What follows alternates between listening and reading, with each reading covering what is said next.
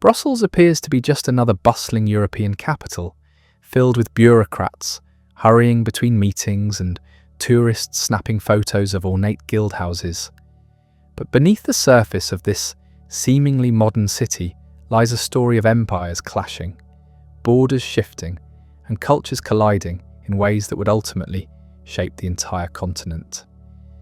Tonight we'll uncover how a small marsh settlement became the unofficial capital of Europe, surviving centuries of conquest, rebellion, and political upheaval. From its humble beginnings as a collection of huts on a swampy island to its rise as the seat of European power, Brussels has witnessed more dramatic transformations than perhaps any other city on the continent. We'll explore how Spanish kings, Austrian emperors, French revolutionaries, and Dutch rulers all left their mark on this remarkable place. The story we're about to tell involves medieval merchants, revolutionary conspiracies, and the kind of political intrigue that reads like fiction but shaped the reality of millions.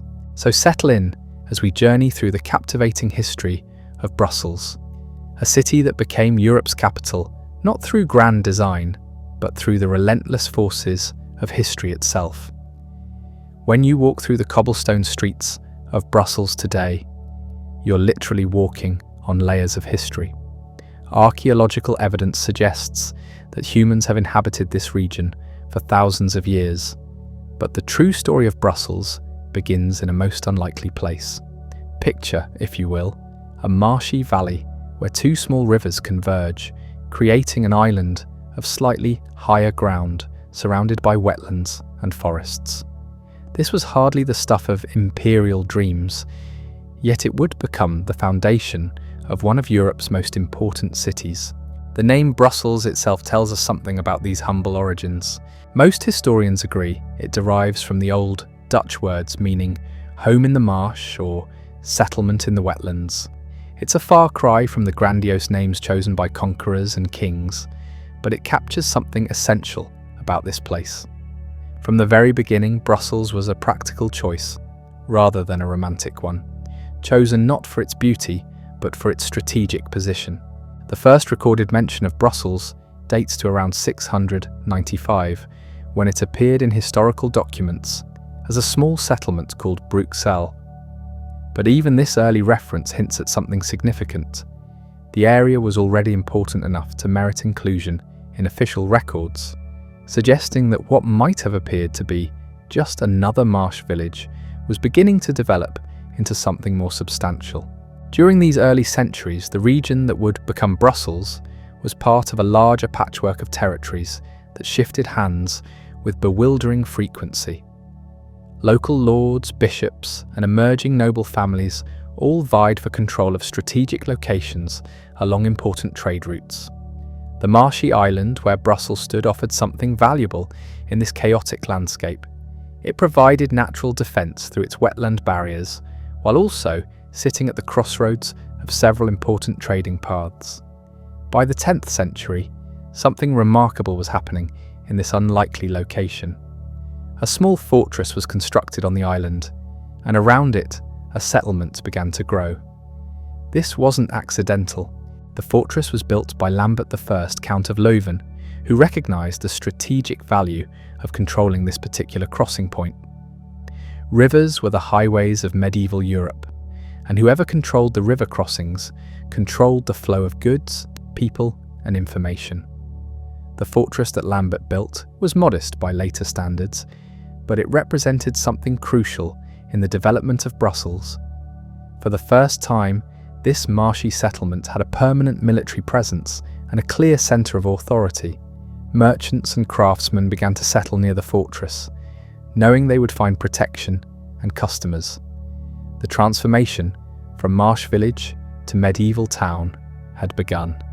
What followed was a pattern that would repeat throughout Brussels' history. Success bred ambition, and ambition attracted attention from more powerful neighbours. By the 11th century, the settlement had grown large enough to warrant its own church, and the population was expanding beyond the original island to the surrounding areas. Markets were established, and the first guilds began to form, bringing organisation to the growing commercial activity. The real turning point came in the 12th century when Brussels fell under the control of the Duchy of Brabant. This wasn't just another change of rulers. The Dukes of Brabant had grand ambitions and the resources to pursue them. They saw potential in Brussels that went far beyond its role as a local market town. Under their patronage, the settlement began its transformation into something approaching a real city. Duke Henry I of Brabant made a decision that would echo through centuries of European history. He chose Brussels as one of his primary residences, elevating its status from provincial outpost to ducal seat. This brought wealth, attention, and most importantly, people. Nobles followed their duke, merchants followed the nobles, and craftsmen followed the merchants. The population swelled, and with it came the need for more sophisticated infrastructure. The 13th century saw Brussels undergo what can only be described as an urban revolution. The original fortress was expanded and strengthened, becoming a proper castle that could house a ducal court. Around it, the town spread outward in concentric circles, each ring representing a new phase of growth. The first proper city walls were constructed during this period, enclosing an area that seemed impossibly large for what had been just generations before a marsh settlement. But the most significant development was economic.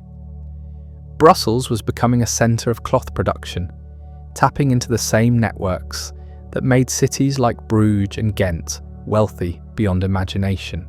The combination of skilled craftsmen, abundant water for processing wool, and excellent connections to trade routes created a perfect storm of prosperity. By 1300, Brussels had grown from a marsh village to one of the most important commercial centres in Northern Europe. This rapid growth came with its own challenges. The influx of people from surrounding areas created social tensions between established families and newcomers. Different crafts competed for influence and market share, leading to the formation of increasingly powerful guilds that would shape Brussels politics for centuries to come. Religious tensions also emerged as the city's growing wealth attracted both Orthodox Christians and various reform movements. Perhaps most importantly, Brussels' success was beginning to attract attention from the great powers of medieval Europe. The city's location at the crossroads of major trade routes made it valuable to anyone with imperial ambitions. Its growing wealth made it an attractive prize for conquest or taxation, and its strategic position in the Low Countries meant that controlling Brussels could provide a gateway to influencing the entire region. The stage was being set for the epic struggles that would define Brussels' later history. French kings looked north with envious eyes at the prosperous Flemish cities. German emperors saw the region as a natural extension of their authority. English monarchs recognised that control of the Low Countries could give them leverage over their French rivals. And within the region itself, ambitious nobles schemed to expand their own territories and influence. By the end of the 13th century, Brussels had achieved something remarkable. What had begun as a collection of huts on a marshy island had become a proper medieval city, complete with walls, guilds, markets, and a ducal palace. The population had grown to perhaps 30,000 people, making it one of the larger urban centres in Northern Europe. More importantly, it had developed the kind of complex political, economic, and social structures that would allow it to survive the chaos that was about to engulf the region. The transformation was so complete that a visitor from the early days of Bruxelles would hardly have recognised the place. Where once there had been simple wooden buildings surrounded by wetlands, there now stood stone houses, churches with soaring spires, and workshops filled with the sounds of hammers and looms. The marsh had been drained and converted into fertile fields that fed the growing population. The rivers that had once provided natural defence now powered mills and facilitated trade. Yet beneath this impressive transformation, the fundamental character of Brussels remained unchanged. It was still, at its heart, a practical place rather than an idealistic one. Its growth had been driven by commerce rather than conquest, by opportunity rather than ideology. This pragmatic character would serve the city well in the turbulent centuries ahead, allowing it to survive and even prosper under rulers who viewed it as little more than a source of revenue. The success of medieval Brussels also established patterns that would persist throughout its history. The city's prosperity depended on its connections to larger networks of trade and politics.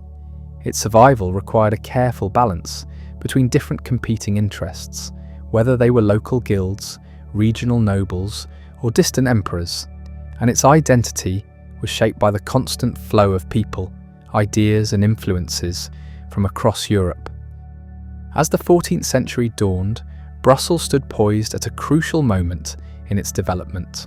The foundations of a great city had been laid, but the greatest tests were yet to come. The medieval world that had nurtured Brussels' growth was about to give way to an age of larger kingdoms, more destructive wars, and more ambitious rulers. The question was whether this pragmatic marsh city had developed the strength and flexibility to survive what was coming next. The guilds that now dominated Brussels politics were about to face challenges from royal bureaucrats. The walls that protected the city were about to be tested by professional armies wielding new weapons and tactics.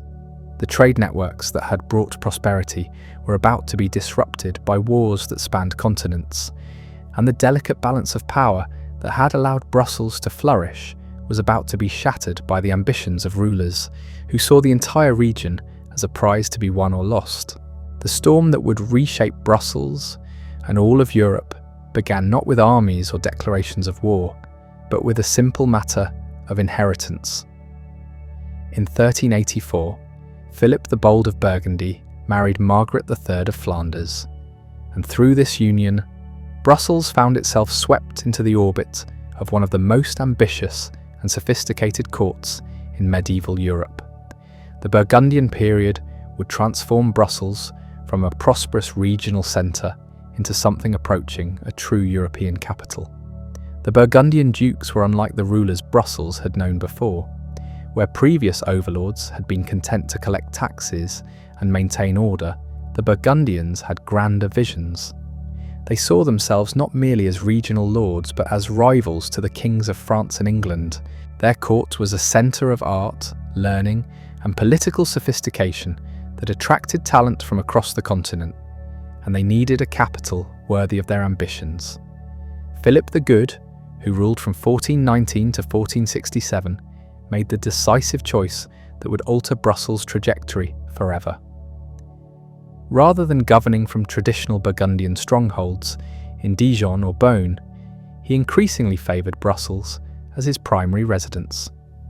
This wasn't simply a matter of personal preference. Brussels offered something unique. It stood at the heart of the Low Countries, the economic engine that funded Burgundian ambitions across Europe. The impact on Brussels was immediate and dramatic. The ducal court brought with it hundreds of nobles, administrators, servants, and hangers-on, all of whom needed housing, food, and services. The city's population swelled beyond anything it had previously experienced. More importantly, the presence of the court attracted merchants, bankers, and craftsmen from across Europe, all eager to serve the needs of one of the continent's wealthiest and most powerful rulers. This influx of wealth and people transformed the physical landscape of Brussels in ways that are still visible today. The Grand Place, now one of Europe's most beautiful squares, began to take its distinctive shape during this period as guild houses competed to display their prosperity and importance. The Gothic town hall, with its soaring spire that would become an icon of Brussels, was constructed to house the increasingly complex administration needed to govern a city that was rapidly becoming an international centre. But perhaps the most significant change was cultural. Brussels was becoming truly cosmopolitan in a way that few medieval cities ever achieved. French was the language of the court and high culture, but Dutch remained the tongue of commerce and daily life. Italian bankers established offices alongside German merchants and English wool traders. Artists from across Europe flocked to Brussels, creating a vibrant cultural scene that rivaled Paris or Florence. The Burgundian court also brought with it a level of political sophistication that would prove crucial to Brussels' future development. The dukes needed to balance the competing interests of their various territories, from the wine regions of Burgundy to the industrial cities of Flanders. This required a complex system of negotiation, compromise, and careful diplomacy that made Brussels a training ground for European statecraft. Yet this golden age came with its own tensions and contradictions. The wealth flowing into Brussels created stark inequalities between those connected to the court and ordinary citizens. The guilds that had once dominated city politics found themselves competing with ducal administrators for influence. Traditional patterns of trade and production were disrupted by the demands of serving an international court rather than local markets. Religious tensions also intensified during this period. The Burgundian court's wealth and sophistication attracted criticism from reform movements that saw luxury and corruption as symptoms of spiritual decay. At the same time, the city's growing international connections exposed it to new ideas and influences that challenged traditional religious authority. These tensions would simmer beneath the surface for decades before eventually erupting into open conflict. The military dimension of Brussels' transformation was equally significant. The Burgundian dukes were constantly at war, fighting to expand their territories or defend them against French encroachment. This meant that Brussels needed to maintain not just the infrastructure of a commercial centre and political capital, but also the fortifications and garrison of a military stronghold. The city's walls were repeatedly strengthened and expanded during this period, creating a formidable defensive system that could withstand the increasingly sophisticated siege techniques of the 15th century. But more importantly, Brussels became a centre for military innovation and planning. The logistics of maintaining armies across multiple theatres of war required the kind of complex administrative systems that only a major city could provide. Trade networks that had once focused primarily on cloth and local products expanded to include luxury goods from across the known world, spices from the East, precious metals from Central Europe, and exotic fabrics from the Mediterranean all flowed through Brussels markets. The city became a crucial link in the emerging global economy that connected Europe to Asia and Africa through an intricate web of commercial relationships. The financial systems that supported this expanded trade were equally sophisticated. Brussels developed some of Europe's most advanced banking and credit mechanisms, allowing merchants to conduct business across vast distances without the risks of transporting large amounts of gold or silver. Italian banking houses established permanent offices in the city, while local financiers developed their own networks that stretched from London to Constantinople. This economic sophistication had profound political consequences. The rulers who controlled Brussels gained access to financial resources that dwarfed those available to purely territorial lords. They could raise armies more quickly, sustain longer campaigns, and project power across greater distances than their competitors. This made Brussels not just a wealthy city, but a strategic asset of continental importance. The cultural flowering that accompanied this economic and political transformation was remarkable even by the standards of the Renaissance. Brussels became home to some of Europe's most talented artists, including painters, sculptors, and tapestry makers, whose works were prized by collectors from England to Italy. The city's workshops produced luxury goods that set standards for quality and style across the continent. Music and literature also flourished under Burgundian patronage. The court attracted composers and poets who created works that influenced cultural development throughout Europe. Libraries were established, manuscripts were collected and copied, and Brussels became a centre for the preservation and transmission of classical and contemporary knowledge. Yet beneath this glittering surface, fundamental tensions were building that would eventually tear the Burgundian system apart. The Duke's ambitions consistently outran their resources, leading to increasingly heavy taxation that strained the patience of their subjects. The complex web of alliances and obligations that held their territories together was constantly threatened by the shifting loyalties of noble vassals and the competing claims of neighbouring rulers. The death of Charles the Bold in 1477 marked the end of the Burgundian Golden Age and the beginning of a new chapter in Brussels' history that would be even more turbulent than what had come before. Charles died without a male heir, leaving his daughter Mary to inherit territories that every major power in Europe coveted. The marriage negotiations that followed would determine not just Mary's fate, but the future of Brussels and the entire Low Countries. The choice ultimately fell between French and Habsburg suitors, each representing radically different visions for the region's future. The French offered integration into what was becoming Europe's most powerful centralized monarchy. The Habsburgs promised continued autonomy within a loose confederation of territories that stretched from Spain to Austria. The decision Mary made would echo through centuries of European history. When Mary chose to marry Maximilian of Austria in 1477, she set in motion a chain of events that would transform Brussels from the capital of a regional duchy into the administrative centre of a global empire. But this transformation would come at a cost that few could have imagined, involving wars that would devastate the Low Countries and political upheavals that would reshape the entire European balance of power. The Habsburg inheritance brought Brussels into contact with a wider world than ever before, but it also exposed the city to conflicts and pressures that would test its resilience in ways the Burgundian period had never demanded. Spanish gold from the Americas would flow through Brussels markets, but Spanish armies would also march through its streets. The city that had prospered by balancing different interests and maintaining its autonomy was about to discover what it meant to be a possession of rulers whose ambitions spanned continents. Hence, the transition from Burgundian autonomy to Habsburg rule was anything but smooth. Maximilian of Austria arrived in Brussels as a foreign prince with little understanding of the complex web of privileges, customs and traditions that governed the Low Countries.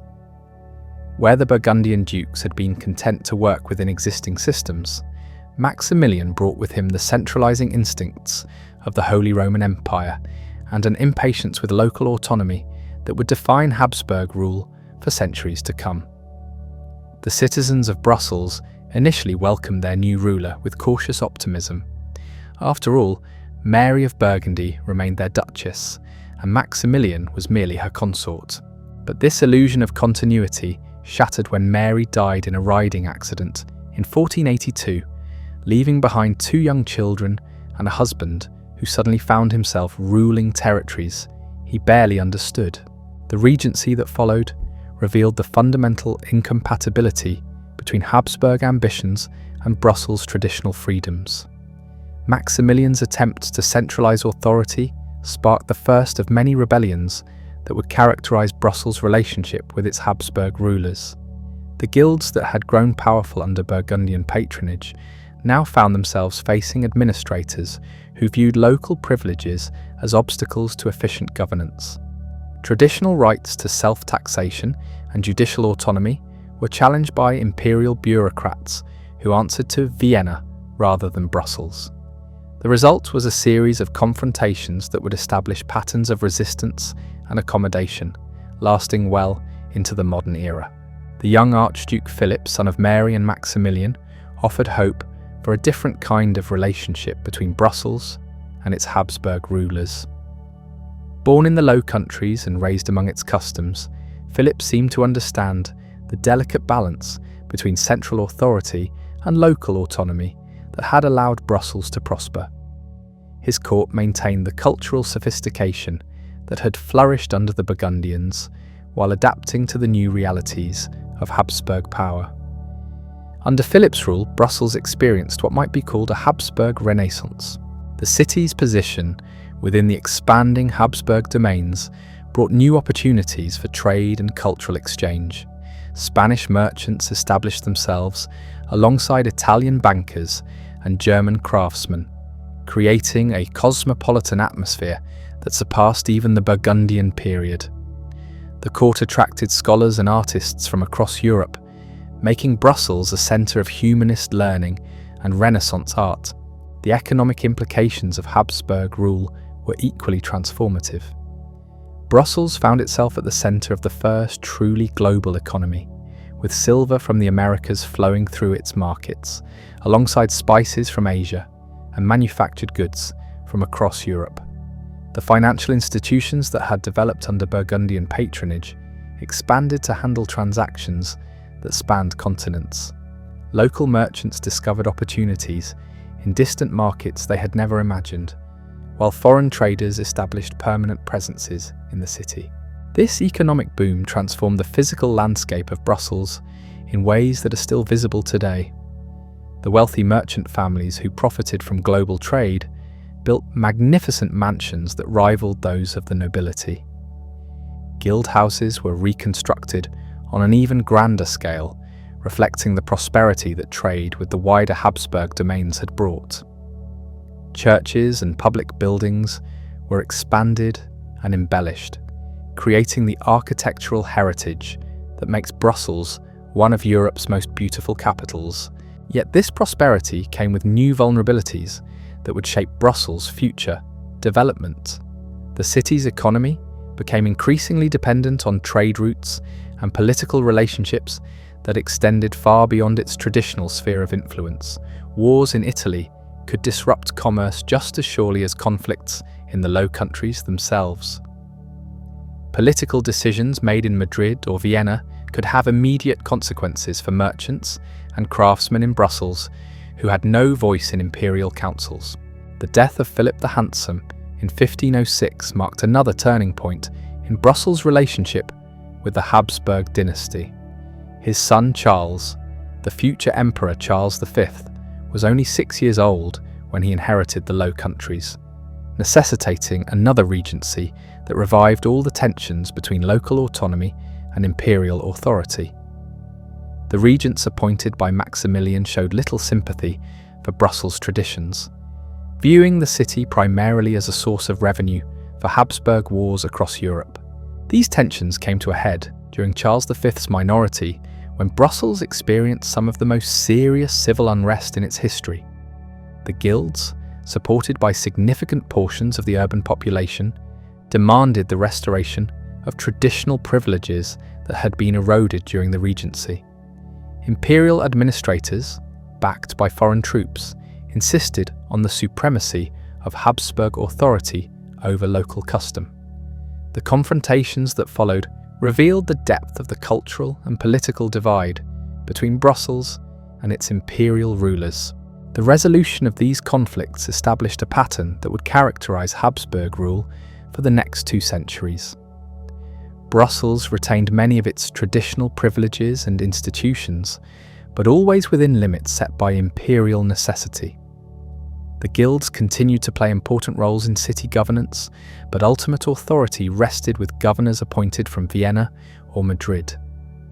Local merchants prospered from access to global markets, but always under the watchful eye of imperial tax collectors and customs officials. Charles V's personal rule, which began when he came of age in 1515, brought a more sophisticated approach to governing the Low Countries. Unlike his predecessors, Charles had been raised in the region and understood the importance of maintaining at least the appearance of respecting local traditions. His court in Brussels became one of the most magnificent in Europe, rivaling those of France and England in its splendour and cultural sophistication. The emperor's presence transformed Brussels into something approaching a true European capital. Ambassadors from across the continent established permanent missions in the city, creating a diplomatic community that made Brussels a centre of international negotiation and intrigue. The imperial court attracted not just nobles and administrators, but also scholars, artists, and intellectuals who saw opportunities to advance their careers and ideas within the Habsburg system. This period saw Brussels reach perhaps its greatest prominence in European affairs.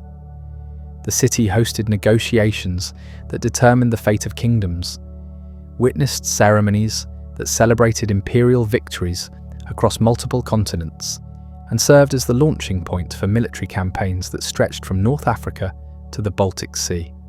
For a brief moment, it seemed as though Brussels might truly become the capital of a universal Christian empire that Charles V envisioned. The cultural flowering that accompanied this political prominence was extraordinary. Brussels became home to some of the finest artists of the Northern Renaissance, including painters whose works adorned churches and palaces across Europe. The city's workshops produced luxury goods that set standards for quality and style, from London to Constantinople. Music, literature, and scholarship flourished under imperial patronage, creating intellectual networks that connected Brussels to centres of learning across the continent. Yet beneath this impressive facade, fundamental problems were emerging that would ultimately undermine the Habsburg position in the Low Countries. The cost of maintaining a global empire was enormous, requiring levels of taxation that strained even the prosperous economy of Brussels. The religious unity that had provided ideological justification for Habsburg rule was fracturing as Protestant ideas spread throughout Northern Europe, and the administrative systems that had been adequate for governing regional territories proved inadequate for managing a global empire. The abdication of Charles V in 1556 marked the beginning of the end of Brussels' golden age as an imperial capital. The emperor's decision to divide his territories between his son, Philip II of Spain, and his brother Ferdinand meant that Brussels would no longer serve as the centre of a universal empire. Instead, it became the capital of the Spanish Netherlands, a rich but ultimately peripheral possession of a monarchy whose attention was increasingly focused on the Americas and the Mediterranean. Philip II's approach to governing the Low Countries differed dramatically from his father's. Where Charles had understood the importance of maintaining local traditions and privileges, Philip viewed such accommodations as obstacles to effective rule. His attempts to impose Spanish administrative practices and religious orthodoxy on the Low Countries would spark the revolt that would ultimately cost Spain its northern provinces and transform Brussels from an imperial capital into a contested frontier city. The religious dimension of this conflict was particularly significant for Brussels. The city's prosperity had always depended on its openness to different peoples and ideas, but Philip's determination to enforce Catholic orthodoxy threatened this cosmopolitan character. The Inquisition, which had operated relatively lightly under Charles V, became a much more aggressive force under Philip's rule, targeting not just Protestant heretics, but anyone whose loyalty to Spanish authority seemed questionable. The appointment of the Duke of Alba as Governor-General in 1567 marks the beginning of what would become known as the 80 Years' War. Alba's arrival in Brussels with an army of Spanish veterans sent a clear message that Philip intended to rule through force rather than negotiation. The execution of prominent nobles in the Grand Place, the same square where guild houses had once competed to display their prosperity, symbolised the end of the accommodation between local autonomy and imperial authority that had characterised the earlier Habsburg period. Brussels found itself at the centre of a conflict that would reshape the political geography of Europe. The city's strategic position made it a crucial prize for both Spanish forces trying to maintain control of the Low Countries and Dutch rebels seeking to expand their revolt southward. Its wealth made it an attractive target for armies that increasingly relied on plunder to supplement irregular pay. And its symbolic importance as the traditional capital of the region meant that controlling Brussels carried political significance far beyond its military value. The war that followed would test Brussels' resilience in ways that no previous conflict had done. The city would be besieged, occupied, and liberated multiple times over the course of the 80-year struggle. Its population would fluctuate wildly as people fled during military campaigns and returned during periods of peace. The economic networks that had brought prosperity would be repeatedly disrupted by warfare, forcing merchants and craftsmen to adapt to circumstances that changed with bewildering frequency. Yet Brussels survived this prolonged crisis and even managed to prosper during certain periods of the conflict. The city's pragmatic character, developed over centuries of adapting to changing political circumstances, served it well during the chaos of the revolt. Local leaders learned to navigate between competing authorities, maintaining essential services and commercial relationships regardless of which army currently controlled the city gates. The eventual outcome of the 80 Years' War would leave Brussels in a fundamentally different position than it had occupied during the height of Habsburg power. The northern provinces that successfully rebelled against Spanish rule would develop into the Dutch Republic, one of Europe's most prosperous and innovative societies. Brussels, along with the other southern provinces, would remain under Spanish control, but as part of a much diminished and increasingly defensive empire. This division of the Low Countries had profound consequences for Brussels that extended far beyond the immediate political arrangements. The city lost access to the dynamic commercial networks that had made the northern provinces so prosperous. Religious and political refugees fled northward, taking with them skills and capital that had contributed to Brussels' economic vitality. The cosmopolitan atmosphere that had characterized the city during its imperial heyday gave way to a more provincial mentality focused on survival rather than expansion. Yet even in this reduced state, Brussels retained certain advantages that would prove crucial to its future development. The city remained the administrative centre of what would become known as the Spanish Netherlands.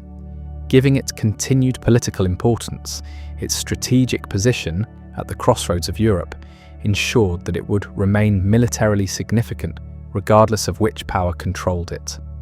And the cultural and architectural heritage accumulated during its period of imperial prominence provided a foundation for future renaissance when political conditions allowed. The patterns established during this period of crisis would influence Brussels' development for centuries to come.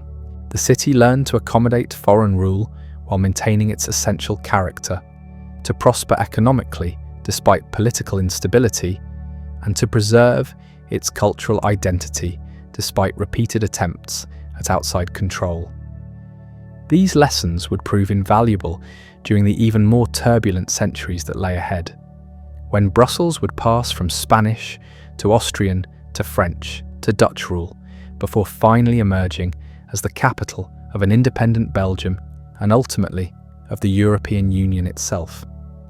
The Spanish Netherlands period that followed the division of the Low Countries represented a fascinating paradox for Brussels.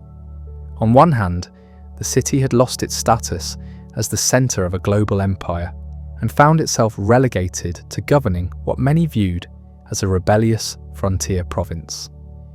Yet this apparent decline masked a remarkable transformation that would ultimately prove crucial to Brussels' long-term development.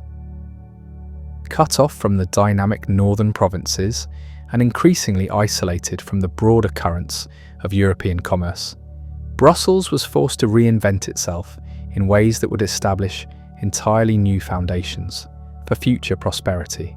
The Spanish governors who ruled from Brussels during the late 16th and early 17th centuries faced an almost impossible task.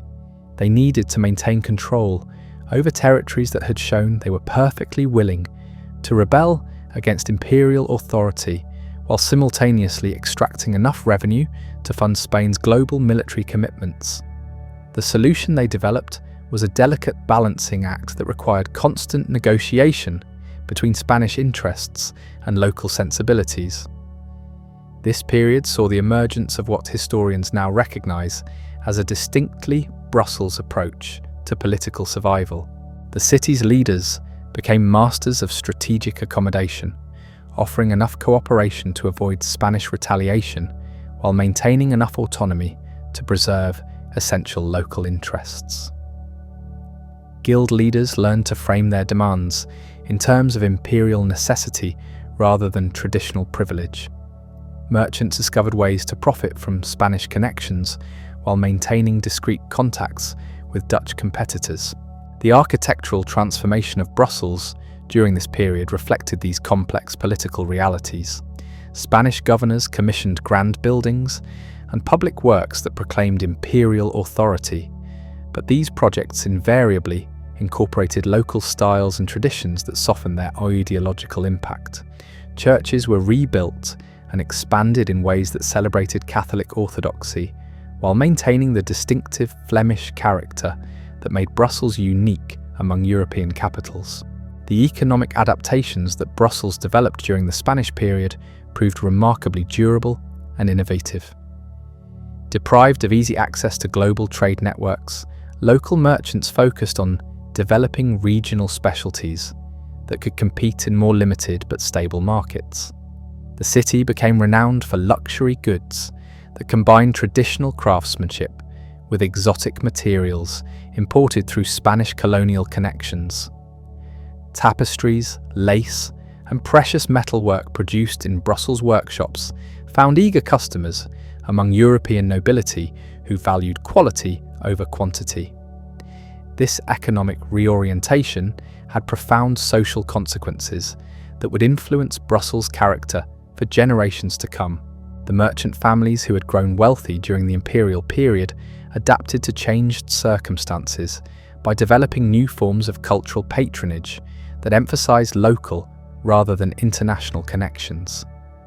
Artists and craftsmen who might once have sought opportunities in Madrid or Vienna instead focused on serving regional markets that appreciated distinctly Flemish traditions. The religious dimensions of Spanish rule created particularly complex challenges for Brussels' diverse population. The Counter-Reformation that Philip II championed demanded not just Catholic orthodoxy, but active participation in campaigns to eliminate Protestant influence throughout Europe. Yet Brussels had always prospered through its openness to different peoples and ideas, making rigid religious enforcement economically as well as socially problematic. The solution that emerged was characteristically pragmatic. Brussels developed what might be called performative Catholicism, enthusiastically supporting public displays of religious devotion while maintaining a degree of private tolerance that allowed the city to retain much of its commercial vitality. Processions and festivals celebrated Spanish Catholic identity with genuine enthusiasm, but business relationships continued across confessional lines when circumstances required. The military aspects of Spanish rule proved equally complex and consequential for Brussels' development. The city found itself serving as a forward base for Spanish operations against the Dutch Republic, requiring constant maintenance of fortifications and garrison forces that placed heavy burdens on local resources. Yet these military necessities also brought opportunities for profit and advancement that enterprising Brussels residents learned to exploit. Local suppliers discovered lucrative contracts providing food, equipment, and services to Spanish forces. Craftsmen adapted their skills to military requirements, producing weapons, armor, and specialized equipment that found markets throughout the Spanish Empire. Even the burden of quartering troops created opportunities for entrepreneurial innkeepers and merchants who learned to serve the needs of soldiers far from home. The intellectual life of Spanish Brussels developed along similarly complex lines.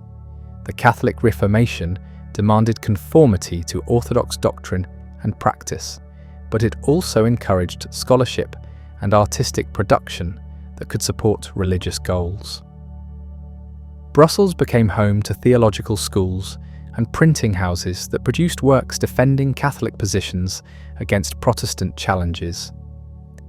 Yet these same institutions also preserved and transmitted classical learning that transcended confessional boundaries. The University of Louvain, located near Brussels, became one of Europe's most important centres of Catholic scholarship during this period. Its professors and students created intellectual networks that connected Brussels to Catholic centres throughout Europe, while maintaining enough scholarly independence to pursue genuine intellectual innovation. The result was a flowering of learning that enriched Brussels' cultural life, even as it served Spanish ideological purposes. Women played particularly important roles in maintaining Brussels' social and economic vitality during the Spanish period. Guild traditions that had allowed women to participate in craft production and commerce continued despite Spanish preferences for more restrictive gender roles. Female religious communities became crucial sources of education and social services that helped maintain civic cohesion during periods of political turbulence. The beguinages that flourished in Brussels during this period represented a uniquely Low Countries solution to the challenges facing urban women. These communities of religious women who took vows but did not withdraw from the world provided models for female independence and social contribution that influenced Brussels society far beyond their immediate religious purposes. The economic activities they pursued, from textile production to charitable work, became integral parts of the city's social fabric. International connections that had been disrupted by the revolt against Spanish rule gradually reconstituted themselves along new lines during the early 17th century. Brussels merchants developed trading relationships with Catholic cities throughout Europe, creating commercial networks that compensated for lost access to Dutch markets. Italian financiers maintained offices in Brussels that facilitated Spanish colonial trade, while German craftsmen brought skills and techniques that enhanced local production. These new international connections had important cultural consequences that helped Brussels maintain its cosmopolitan character despite political isolation. Foreign merchants and craftsmen brought with them artistic styles and intellectual traditions that enriched local culture. The Spanish court that governed from Brussels attracted visitors from across Catholic Europe, creating opportunities for cultural exchange that partially compensated for the loss of imperial centrality. The architectural heritage that Brussels accumulated during the Spanish period reflects these complex cultural currents. Buildings constructed during this era combined Spanish imperial grandeur with Flemish decorative traditions, creating a distinctive style that influenced construction throughout the southern Low Countries. Churches in particular became showcases for artistic synthesis that demonstrated how local traditions could flourish within imperial frameworks. The gradual economic recovery that Brussels experienced during the early 17th century was built on these new foundations of regional specialization and Catholic connections. The city never regained the global prominence it had enjoyed under Charles V, but it developed forms of prosperity that proved more resilient to political disruption. Local industries focused on high-quality production for discerning customers rather than mass production for global markets. This economic strategy required developing new forms of technical expertise and commercial organization that would serve Brussels well in future centuries.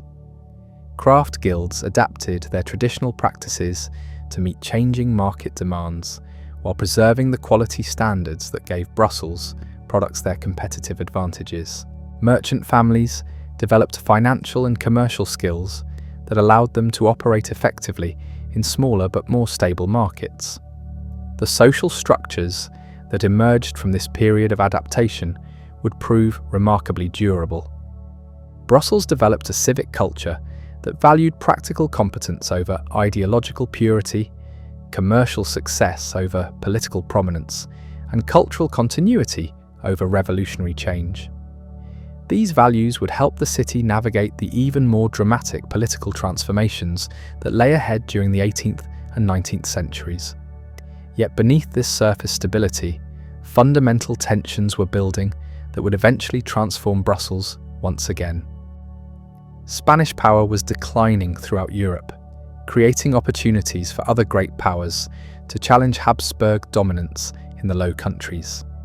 The economic systems that had sustained Spanish rule were proving inadequate to meet the challenges posed by more dynamic competitors, and the cultural synthesis that had allowed Brussels to prosper under Spanish rule was fracturing under pressure from new intellectual and political movements that questioned traditional authority. The War of Spanish Succession that began in 1701 would expose these underlying weaknesses and force Brussels to adapt once again to dramatically changed circumstances. The city that had learned to prosper as a Spanish provincial capital would need to discover new strategies for survival as the great powers of Europe fought to determine who would inherit the Spanish Empire and what would become of its European territories. The patterns of adaptation and accommodation that Brussels had developed during 2 centuries of Spanish rule would prove crucial assets during this transition period. The city's leaders had learned to work with foreign rulers while preserving local interests, to maintain economic vitality despite political disruption, and to preserve cultural identity within imperial frameworks. These skills would be tested to their limits as Brussels prepared to enter yet another phase of its remarkable history. The approaching conflict would bring armies from across Europe to the Low Countries, transforming Brussels from a relatively peaceful provincial capital into a contested prize in the struggle for European supremacy. French, Austrian, English, and Dutch forces would all seek to control the city, each bringing different visions for its future development. The choices that Brussels made during this period of uncertainty would determine whether it could continue its pattern of adaptation and survival, or would finally succumb to forces beyond its control. The War of Spanish Succession, that erupted in 1701, transformed Brussels from a relatively stable provincial capital into the epicenter of a continental struggle that would reshape the entire European balance of power. When Charles II of Spain died without an heir, his will naming Philip of Anjou, grandson of Louis XIV of France, as his successor sent shockwaves throughout Europe. The prospect of French control over the Spanish Netherlands, with Brussels as its administrative heart, was unacceptable to England, Austria, and the Dutch Republic, all of whom saw such an arrangement as a mortal threat to their own security and commercial interests. For the citizens of Brussels, the outbreak of this massive conflict meant uncertainty on a scale they had not experienced since the darkest days of the 80 Years' War. The city found itself once again at the crossroads of competing imperial ambitions, but this time the stakes were even higher. France, under the Sun King Louis XIV, represented the most powerful centralized monarchy in Europe, one that had already demonstrated its willingness to use overwhelming force to achieve its objectives. Austria, under Leopold I, offered the promise of continued autonomy within the familiar Habsburg system, but also brought the constant threat of renewed religious and political conflicts. The initial French occupation of Brussels in 1701 revealed both the opportunities and dangers that this new phase of the city's history would bring. French administrators arrived with promises of modernization and integration into the most sophisticated governmental system in Europe. They spoke of improved roads, more efficient taxation, and access to the vast French market that could restore Brussels' commercial prominence. Yet they also brought with them the centralizing instincts of absolute monarchy and an impatience with local traditions that threatened everything Brussels had fought to preserve during 2 centuries of Spanish rule. The response of Brussels' citizens to French rule demonstrated the political sophistication they had developed through generations of adapting to foreign authority. Rather than offering outright resistance or enthusiastic collaboration, the city's leaders pursued a strategy of careful engagement that sought to maximize benefits while minimizing risks. Guild representatives negotiated with French officials to preserve traditional commercial privileges, while merchants explored new trading opportunities that French connections might provide. Religious leaders maintained their Catholic orthodoxy while quietly resisting French attempts to interfere with local ecclesiastical traditions. This delicate balancing act was disrupted in 1706 when the Duke of Marlborough's victory at the Battle of Ramillies drove French forces from the Low Countries and brought Brussels under Allied control.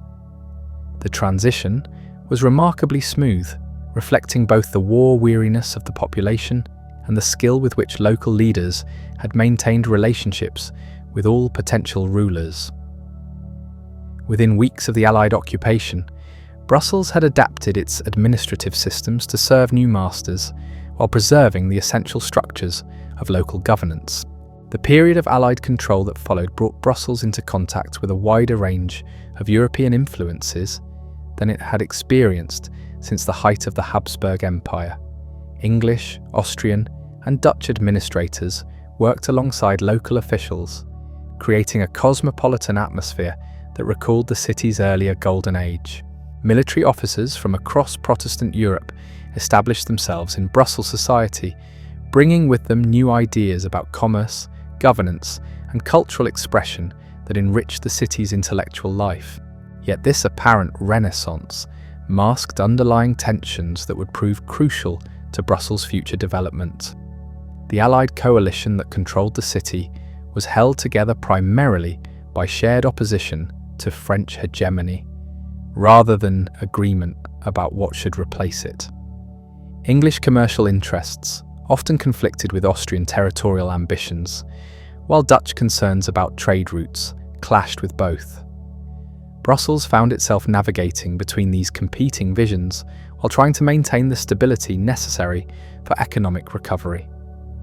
The economic implications of this prolonged warfare were both devastating and transformative for Brussels.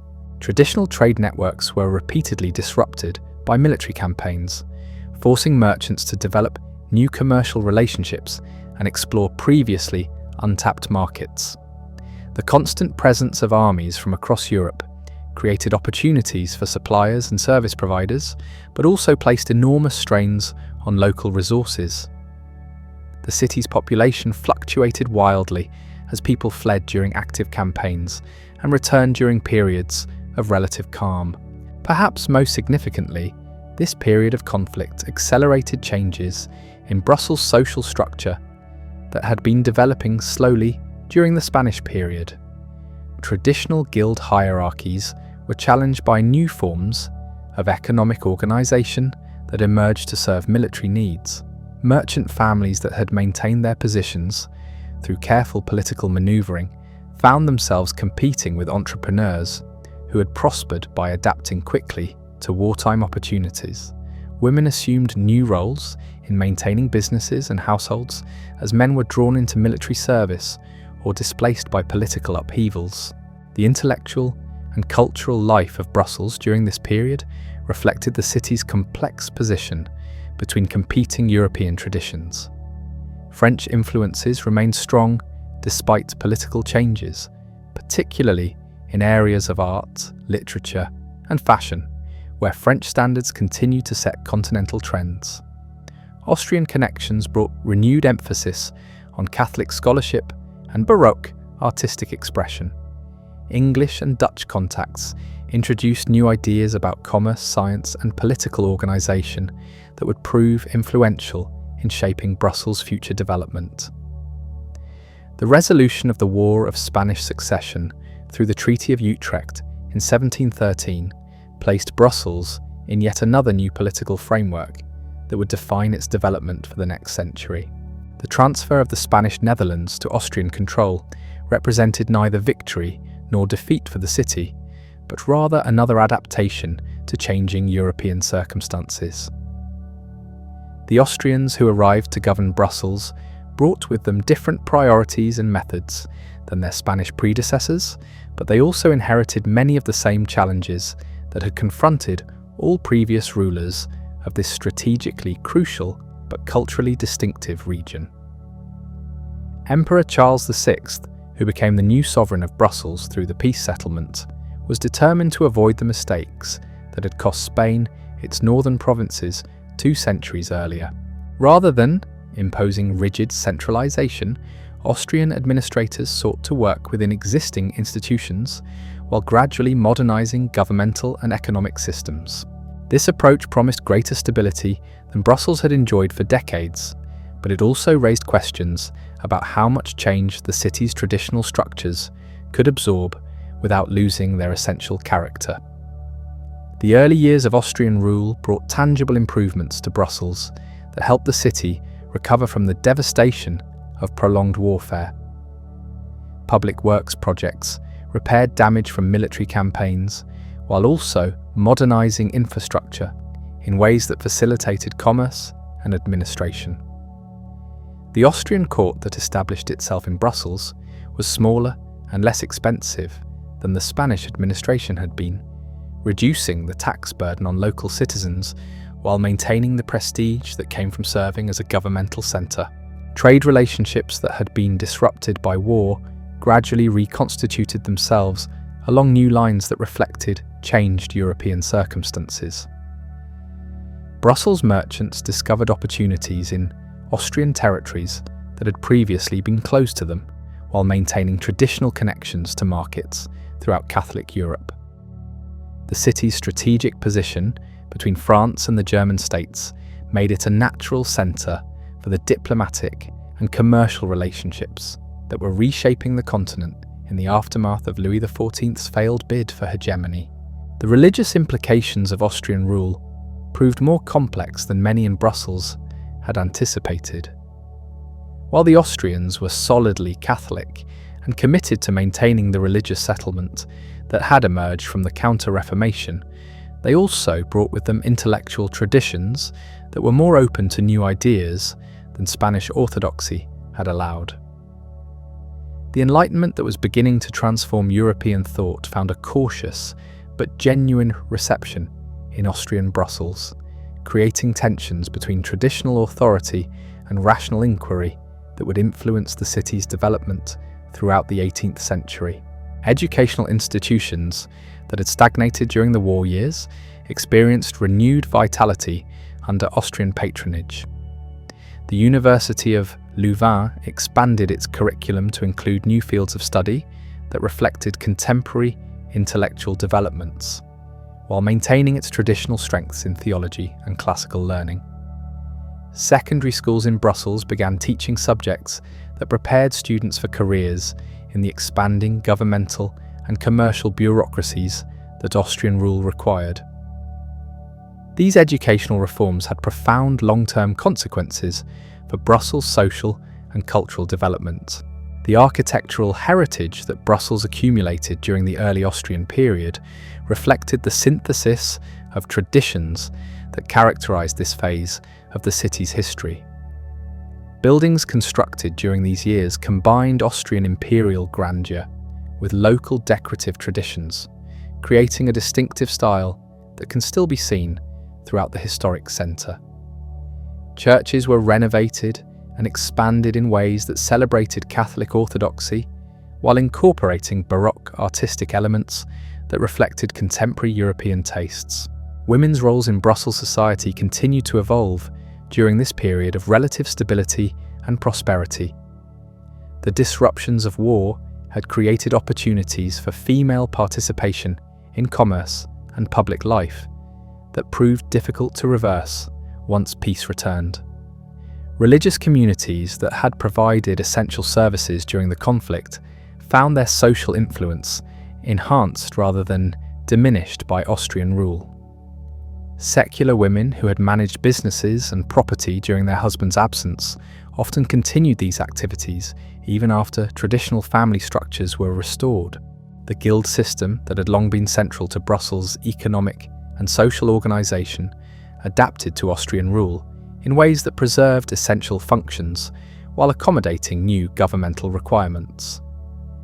Traditional craft guilds maintained their roles in regulating production and training apprentices, but they also developed new relationships with Austrian administrators who valued their organisational capabilities.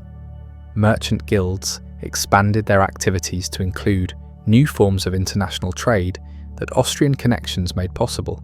Yet beneath this surface adaptation, fundamental changes were occurring that would ultimately transform Brussels more dramatically than any previous political transition.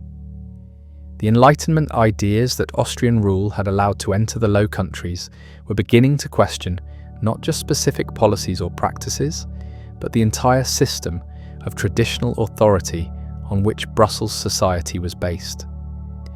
New concepts of individual rights, rational governance, and social progress were circulating among educated citizens who increasingly saw themselves as participants in a broader European intellectual community. The economic developments that characterized Austrian Brussels also contained seeds of future transformation. The city's growing prosperity attracted immigrants from across Europe who brought with them skills and perspectives that enriched local culture, while also challenging traditional social hierarchies. New forms of manufacturing and commerce emerged that required different kinds of organization and expertise than traditional guild structures could provide. Financial institutions developed that connected Brussels to emerging global economic networks in ways that would prove both beneficial and destabilizing. The international position that Brussels occupied under Austrian rule exposed the city to influences that would prove crucial to its future development. Diplomatic missions from across Europe established themselves in the city, creating communities of foreigners whose presence gradually transformed local culture. Military alliances that Austria maintained with other powers brought officers and administrators to Brussels who introduced new ideas about governance, warfare, and social organization. Cultural exchange that flourished during this period had consequences that extended far beyond immediate artistic or intellectual developments. French remained the language of high culture and international diplomacy, but German influence grew stronger in educational and administrative contexts. Dutch commercial connections continued to provide access to global trade networks, while Italian artistic traditions found new expression in Austrian imperial projects. This cultural synthesis created a distinctly Brussels identity that combined local traditions with cosmopolitan sophistication. The social tensions that developed during the Austrian period reflected broader European trends toward questioning traditional authority and exploring new forms of political organization. Enlightenment ideas about natural rights and rational government found receptive audiences among Brussels' educated classes, creating intellectual movements that would ultimately challenge not just Austrian rule, but the entire system of monarchical authority. Yet these new ideas developed within traditional institutional frameworks that modified their revolutionary potential while preserving their essential insights. Religious life in Austrian Brussels evolved in ways that reflected these broader intellectual currents. Catholic orthodoxy remained officially dominant, but it increasingly accommodated scientific inquiry and philosophical speculation that had been discouraged during the Spanish period. Religious communities adapted their educational and charitable activities to serve new social needs that emerged from economic and demographic changes. Theological scholarship developed along lines that engaged with Enlightenment thought while maintaining essential doctrinal commitments. The administrative innovations that Austrian rule brought to Brussels established precedents that would influence the city's governance for generations to come. Professional bureaucracies replaced the personal relationships that had characterized earlier forms of imperial administration. Systematic record-keeping and standardized procedures improved governmental efficiency while also creating new forms of accountability. Legal reforms adapted traditional customary law to contemporary needs while preserving essential local privileges. By the mid-18th century, Brussels had achieved a stability and prosperity that recalled its golden age under the Burgundian dukes, but within a very different political and cultural framework. The city had successfully adapted to Austrian rule while preserving much of its distinctive character. Economic growth had restored material prosperity, while new intellectual currents had enriched cultural life. International connections had expanded Brussels' influence, while local institutions had maintained their vitality. Yet this apparent success masked underlying tensions that would soon explode into revolutionary upheaval. The very prosperity that Austrian rule had brought to Brussels created new social groups with interests that conflicted with traditional hierarchies. The intellectual freedom that had enriched the city's cultural life had also produced ideas that questioned the legitimacy of monarchical authority.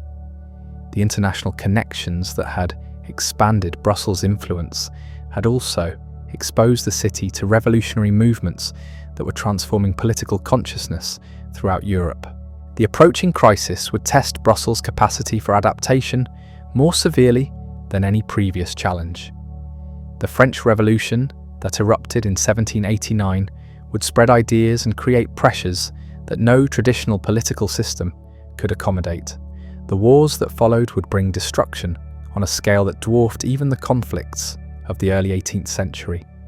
The social and cultural transformations that accompanied these political upheavals would challenge every assumption on which Brussels society had been based. Yet the patterns of survival and adaptation that Brussels had developed over centuries of foreign rule would prove crucial assets during this period of revolutionary transformation. The city's pragmatic approach to political change, its skill at preserving local interests within imperial frameworks, and its capacity for cultural synthesis would all be tested to their limits. The question was whether these traditional strengths would be sufficient to navigate challenges that were fundamentally different from anything Brussels had previously experienced. It's the revolutionary ferment that began spreading across Europe in the late 18th century reached Brussels through channels that the city's rulers had never anticipated. Ideas about popular sovereignty and individual rights arrived not through military conquest or diplomatic negotiation, but through books, pamphlets, and conversations that crossed borders with the ease of merchant caravans. The very intellectual freedom that Austrian rule had fostered now became a conduit for concepts that would challenge the foundations of monarchical authority throughout the continent. The initial response of Brussels society to these revolutionary ideas revealed the complex political consciousness that centuries of foreign rule had created. Unlike cities that had developed under more stable national governments, Brussels possessed a sophisticated understanding of how political systems could be adapted, modified, or even replaced without necessarily destroying the essential fabric of urban life. This perspective made the city both more receptive to revolutionary concepts and more skeptical of their practical implications. The educated classes who gathered in Brussels' coffee houses and literary societies during the 1780s found themselves grappling with questions that had no precedent in their historical experience. Previous political changes had involved transferring allegiance from one legitimate authority to another, but the revolutionary movement spreading across Europe challenged the very concept of legitimate authority. For the first time, Brussels citizens were being asked to consider whether they might govern themselves rather than adapting to governance by others. The economic dimensions of this intellectual ferment proved particularly significant for Brussels' development. The prosperity that Austrian rule had brought to the city had created new social groups whose interests did not align neatly with traditional hierarchies. Successful merchants who had accumulated wealth through international trade increasingly resented restrictions imposed by distant authorities who understood neither their businesses nor their markets. Professional administrators who had gained expertise in governmental affairs began to question why such expertise should serve imperial rather than local interests. Women's participation in these early revolutionary discussions reflected the unique social conditions that had developed in Brussels over centuries of adaptation to foreign rule.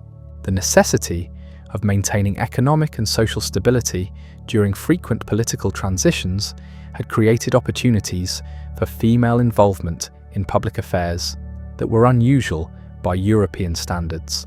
When revolutionary ideas about individual rights and rational governance began circulating, Brussels women found themselves in positions to influence their practical application in ways that would have been impossible in more traditional societies.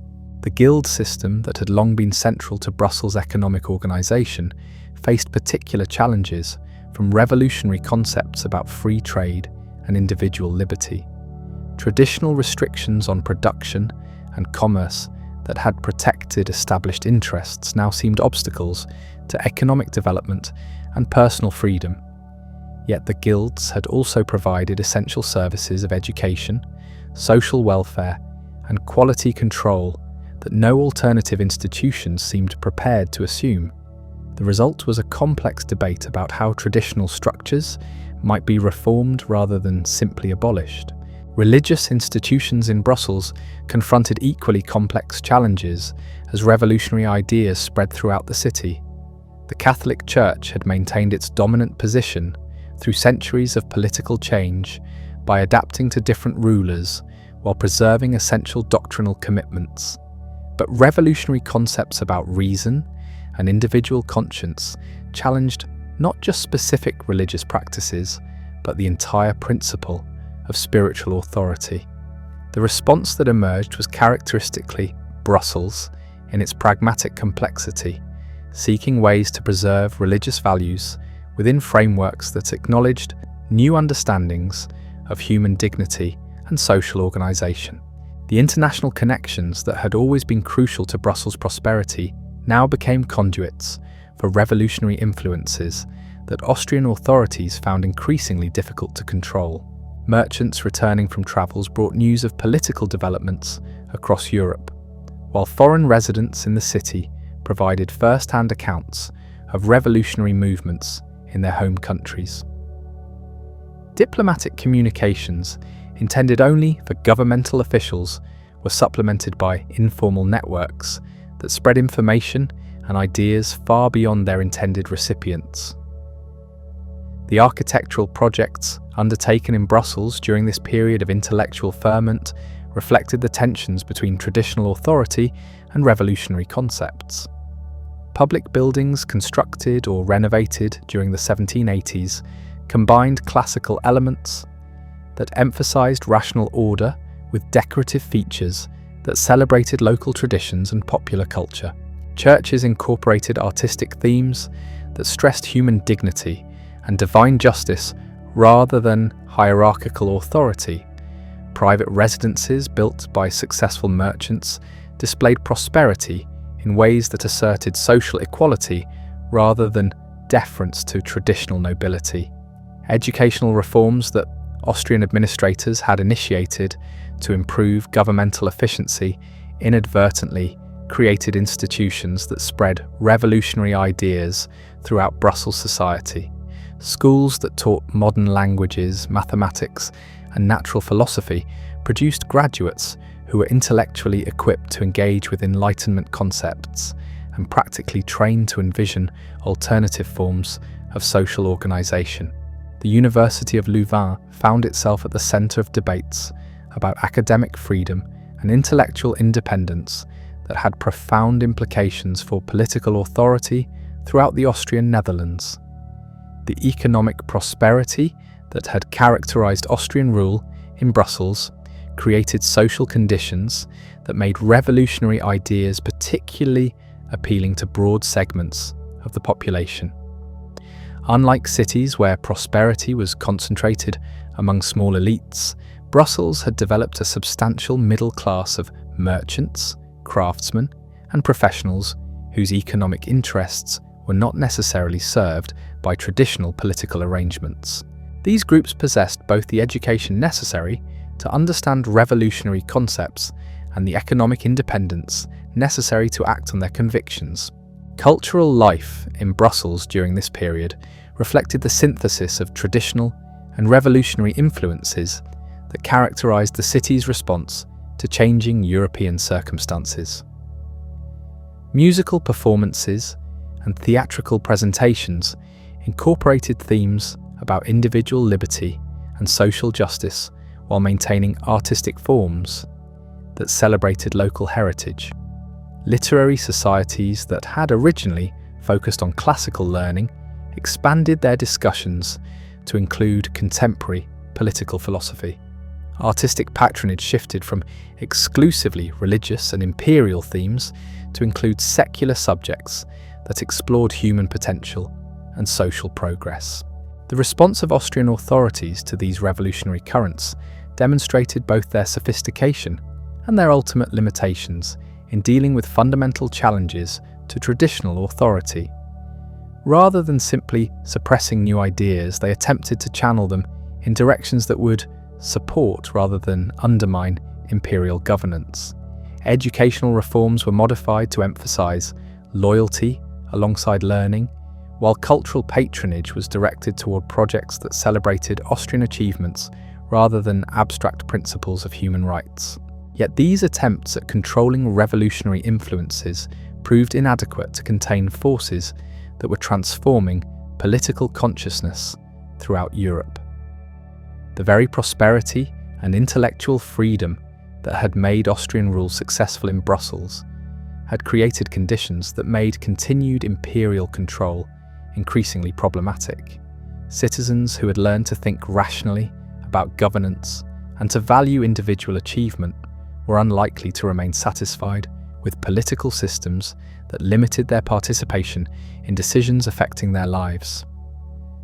The social tensions that developed in Brussels during the late 1780s reflected broader European patterns, while also displaying characteristics unique to the city's particular historical experience.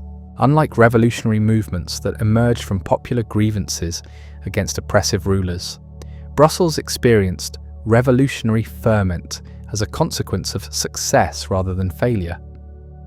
Austrian rule had worked well enough to create expectations for even better governance that existing institutions could not satisfy.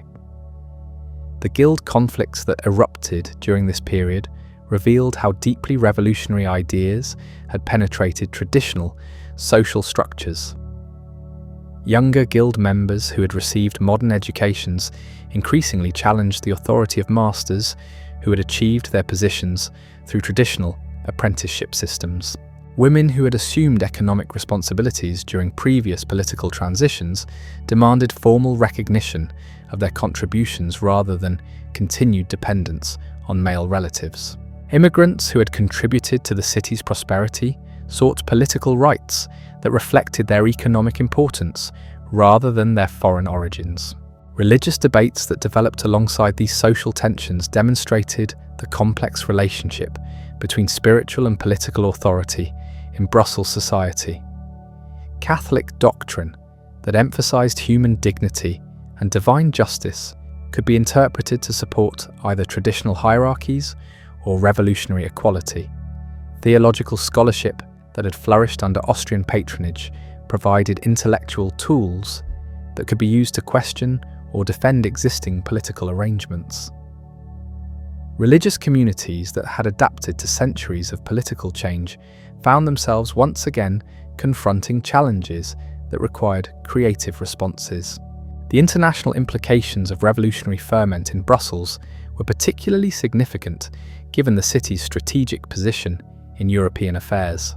Austrian authorities recognized that losing control of Brussels could trigger broader rebellions throughout their territories, while foreign powers saw opportunities to advance their own interests by supporting or opposing revolutionary movements in the Austrian Netherlands. The result was a complex diplomatic dance in which local grievances became entangled with continental power struggles. The economic consequences of political instability became apparent as revolutionary ideas spread throughout Brussels society. Merchants who had prospered under stable Austrian rule found their businesses threatened by uncertainty about future governmental policies. International trading relationships that depended on predictable legal and administrative frameworks were disrupted by questions about political legitimacy. Investment in long-term projects declined as citizens, and foreigners alike questioned whether existing authorities would remain in power long enough to honour their commitments. Cultural expression during this period of political ferment reflected both the excitement and anxiety that revolutionary ideas produced in Brussels society. Artistic work celebrated human potential and social progress while also mourning the loss of traditional certainties and cultural continuities. Musical compositions incorporated folk themes that emphasized popular culture alongside classical forms that preserved elite traditions. Literary productions explored individual psychology and social relationships in ways that both supported and questioned revolutionary concepts about human nature and social organization. The administrative challenges that Austrian authorities faced in governing Brussels during this period revealed the limitations of traditional imperial methods when confronting revolutionary movements. Bureaucratic procedures that had been adequate for managing routine governmental business proved inadequate for responding to fundamental questions about political legitimacy. Legal systems that had evolved to resolve conflicts within accepted frameworks lacked mechanisms for addressing challenges to the frameworks themselves. Military preparations that Austrian authorities undertook to maintain control of Brussels demonstrated their recognition that revolutionary ideas could not be contained through administrative measures alone. Garrison forces were strengthened and fortifications were repaired, but these physical preparations could not address the intellectual and cultural dimensions of the challenges facing imperial rule. The presence of additional troops actually served to publicize governmental concerns and to provide visible evidence that traditional authority was under threat. The diplomatic communications that flowed between Brussels and Vienna during this period of revolutionary ferment revealed the complexity of managing imperial relationships when local populations possessed sophisticated political consciousness.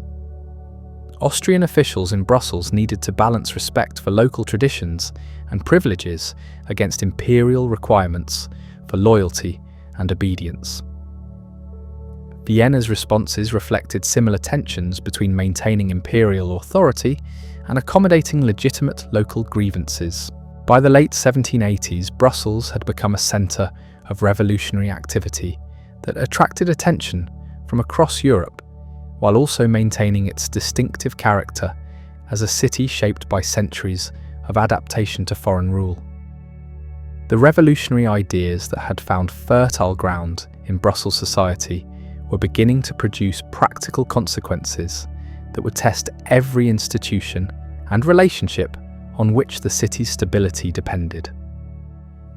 Traditional patterns of accommodation and survival that had served Brussels well through previous political transitions were about to face challenges that would determine whether the city could preserve its essential character while embracing fundamental changes in political organisation. The approaching crisis would force Brussels to choose between competing visions of its future development that offered no possibility of the careful compromises that had characterised previous political transitions. Revolutionary concepts about popular sovereignty and individual rights could not be partially implemented or gradually introduced without fundamentally altering the relationships between rulers and ruled that had defined Brussels society for centuries. The question was whether a city that had survived and prospered through adaptation to foreign authority could successfully navigate the transition to self-governance that revolutionary movements demanded. The events that would unfold during the final years of the 18th century would demonstrate both the strengths and limitations of the political culture that Brussels had developed through its remarkable history. The pragmatic flexibility that had allowed the city to accommodate Spanish, Austrian, and other forms of foreign rule would prove both an asset and a liability when confronting revolutionary demands for fundamental change. The cosmopolitan sophistication that had made Brussels a European cultural centre would provide intellectual resources for understanding revolutionary concepts while also creating attachments to international relationships that revolutionary nationalism threatened to destroy. The outcome of this revolutionary crisis would determine whether Brussels could maintain its historic role as a bridge between different European cultures and political systems, or whether it would be forced to choose sides in conflicts that were transforming the entire continent. The city that had learned to prosper by adapting to changing political circumstances was about to discover whether adaptation itself could survive the revolutionary transformation of European society and politics. The revolutionary ferment that had been simmering beneath the surface of Brussels society finally erupted into open rebellion in 1789, the same year that witnessed the storming of the Bastille in Paris. Yet the Brussels Revolution bore little resemblance to its French counterpart, reflecting instead the unique political culture that centuries of foreign rule had created in the Low Countries. Where the French Revolution emerged from popular rage against aristocratic privilege and royal absolutism, the Brussels Uprising began as a constitutional conflict between local traditions and imperial innovation. The immediate trigger was Emperor Joseph II's ambitious program of administrative reform, which threatened to sweep away the complex web of privileges and customs that had allowed Brussels to maintain its distinctive character under successive foreign rulers. Joseph, influenced by Enlightenment concepts about rational governance and administrative efficiency, saw these local traditions as obstacles to effective imperial management. His attempts to standardize legal codes, centralize religious authority, and modernize governmental structures struck at the very foundations of the accommodation that had made Austrian rule acceptable to Brussels society. The response was swift and unprecedented in its scope. For the first time in its history, Brussels witnessed a genuinely popular uprising that united different social classes behind demands for political autonomy. Guildmasters who had prospered under Austrian rule joined with journeymen who had been excluded from traditional hierarchies. Merchants who had built fortunes through imperial connections allied with local craftsmen whose markets had been disrupted by Austrian reforms. Religious leaders who had accommodated imperial authority for decades now found themselves defending ecclesiastical privileges against rationalist interference. The intellectual sophistication that characterized the Brussels Revolution set it apart from purely popular uprisings elsewhere in Europe. The city's educated classes had spent decades absorbing Enlightenment ideas about natural rights and constitutional government, but they had interpreted these concepts through the lens of their own historical experience with negotiating political autonomy within imperial frameworks. The result was a revolutionary movement that sought not to destroy all traditional authority, but to establish new forms of legitimate governance that could preserve local freedom while maintaining international connections. Women played crucial roles in sustaining the revolutionary movement that emerged in Brussels during 1789 and 1790. The necessity of maintaining economic activity while men engaged in political and military activities created opportunities for female leadership that transcended traditional gender boundaries. Religious communities that had provided essential social services for centuries found themselves at the center of efforts to maintain civic order during revolutionary upheaval.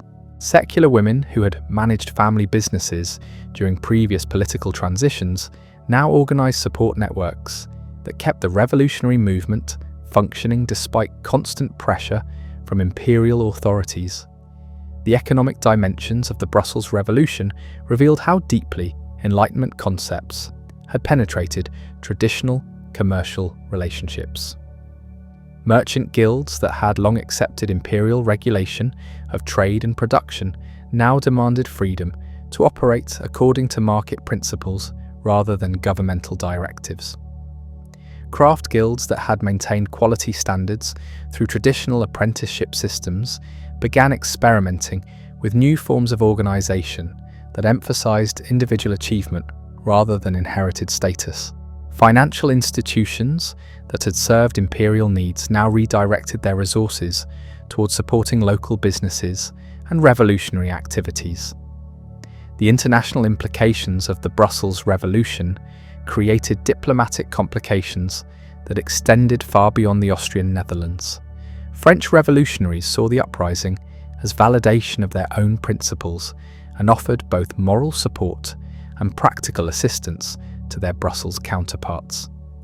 British observers viewed the revolution with mixture of sympathy for constitutional principles and concern about French influence in strategically crucial territories.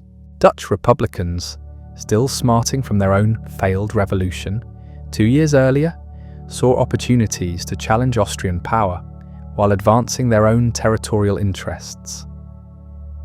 The military aspects of the revolutionary conflict demonstrated both the strengths and weaknesses of popular resistance to professional imperial forces. Brussels possessed neither the geographical advantages that had aided the Dutch revolt against Spanish rule, nor the external support that had sustained other successful independence movements. What the city did possess was an intimate knowledge of the surrounding countryside, and a population that had learned through generations of experience how to resist foreign authority without provoking overwhelming retaliation. The revolutionary government that emerged in Brussels during 1790 represented a fascinating experiment in applying Enlightenment principles to the practical problems of urban governance. The new authorities attempted to preserve beneficial aspects of traditional institutions while eliminating features that conflicted with concepts of individual liberty and popular sovereignty. Guild systems were modified rather than abolished, maintaining their educational and social welfare functions while eliminating restrictions on economic competition. Religious institutions retained their spiritual authority while surrendering political privileges that had been accumulated over centuries of imperial patronage. Cultural expression during the revolutionary period reflected the complex relationship between local traditions and cosmopolitan influences that had always characterized Brussels society. Revolutionary festivals celebrated popular sovereignty and individual rights while incorporating elements of traditional Catholic ceremonial that connected the uprising to deeper spiritual and cultural currents. Artistic productions explored themes of political liberation and social progress while maintaining stylistic elements that preserved connections to the city's rich cultural heritage. The educational reforms that revolutionary authorities implemented revealed their sophisticated understanding of how intellectual development related to political freedom. Schools that had previously emphasized classical learning and religious instruction were reorganized to include subjects that prepared citizens for active participation in democratic governance.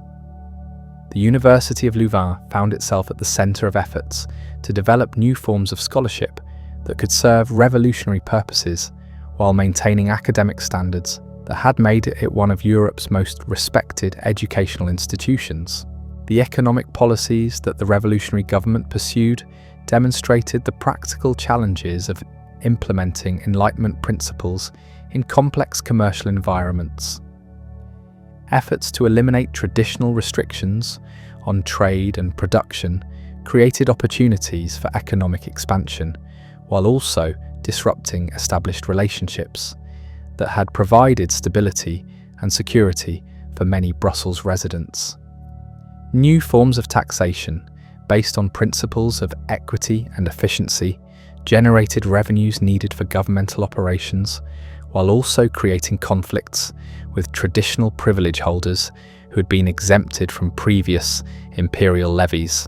The religious settlement that emerged from the Brussels Revolution illustrated the city's characteristic approach to resolving conflicts between competing principles and practical necessities.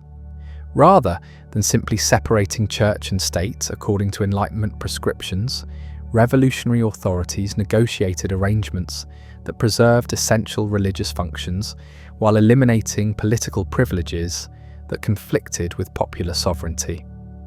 The result was a complex accommodation that satisfied neither Orthodox Catholics nor radical secularists, but which maintained social stability during a period of unprecedented political transformation.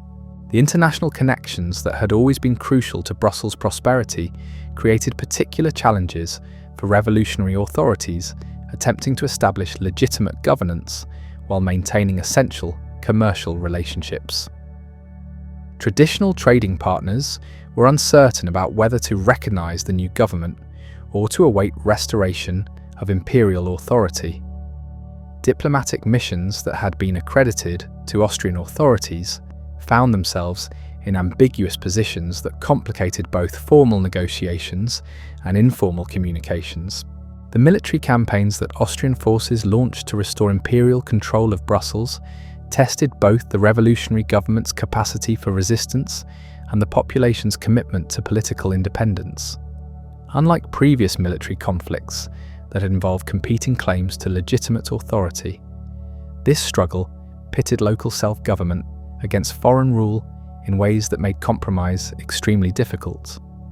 The result was a series of battles and sieges that devastated the countryside around Brussels while demonstrating the depth of popular support for revolutionary principles. The social transformations that accompanied political revolution revealed how deeply Enlightenment ideas had penetrated traditional hierarchies throughout Brussels society. Apprentices who had previously accepted subordinate positions within guild structures now demanded recognition as independent craftsmen with rights to participate in economic and political decisions. Domestic servants who had been excluded from public life found opportunities to engage in revolutionary activities that challenged traditional assumptions about social status and political capacity. The cultural synthesis that characterized revolutionary Brussels demonstrated the city's continuing ability to combine local traditions with cosmopolitan influences in ways that created new forms of political and social organization. Revolutionary ideology that had originated in French Enlightenment thought was adapted to serve the specific needs of a population that had developed distinctive approaches to managing relationships with foreign authority. The result was a form of democratic governance that preserved essential elements of traditional Brussels culture while incorporating innovative concepts about individual rights and popular sovereignty. The administrative innovations that revolutionary authorities implemented established precedents that would influence Brussels governance long after the immediate revolutionary crisis had passed. Professional bureaucracies that served popular rather than imperial interests created new forms of accountability that connected governmental efficiency to citizen satisfaction. Legal reforms that eliminated traditional privileges while preserving essential protections for individual rights established frameworks that could accommodate both local customs and universal principles. The economic development that occurred despite political instability demonstrated the resilience of commercial relationships that had been developed over centuries of experience with changing political circumstances. Merchants who had learned to adapt their operations to serve different imperial authorities now applied these skills to maintaining business relationships during revolutionary upheaval. Craft production that had been disrupted by political conflicts gradually resumed under new organizational arrangements that reflected both revolutionary principles and practical necessities.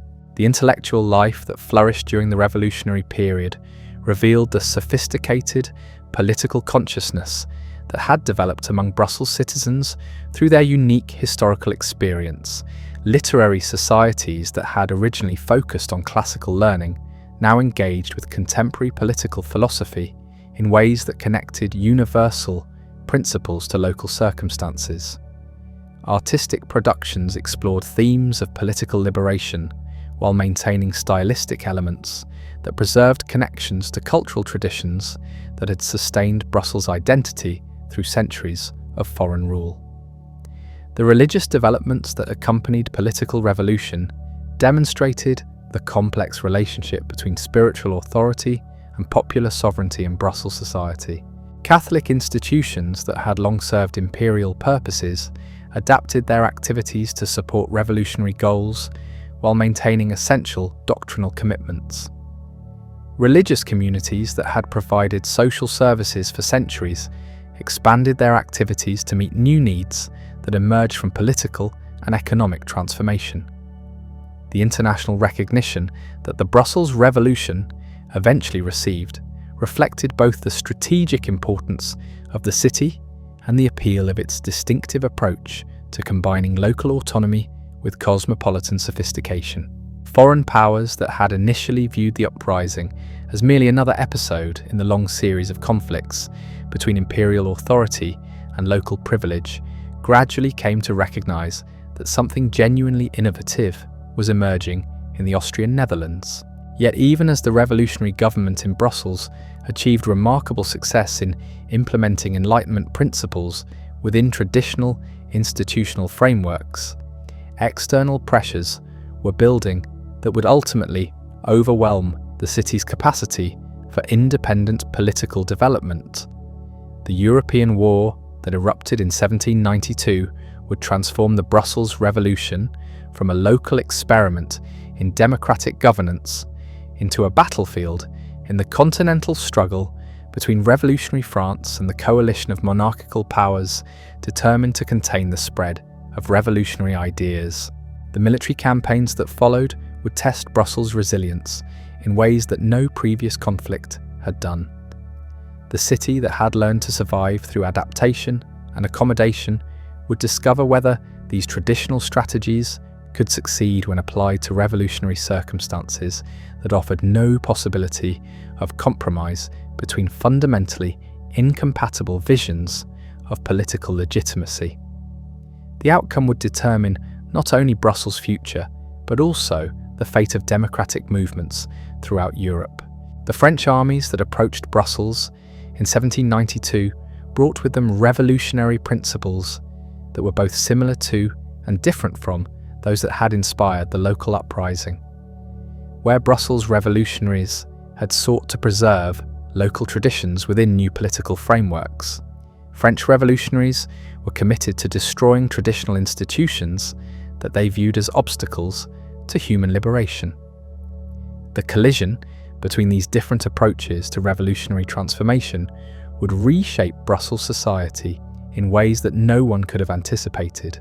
The period of French occupation that began in 1794 would prove to be one of the most transformative in Brussels' long history. The city that had learned to accommodate foreign rule while preserving its essential character would face the unprecedented challenge of adapting to rulers who were committed to eliminating rather than accommodating local differences. The revolutionary principles that had initially seemed to offer Brussels greater autonomy would instead become instruments for imposing a uniformity that threatened everything the city had fought to preserve.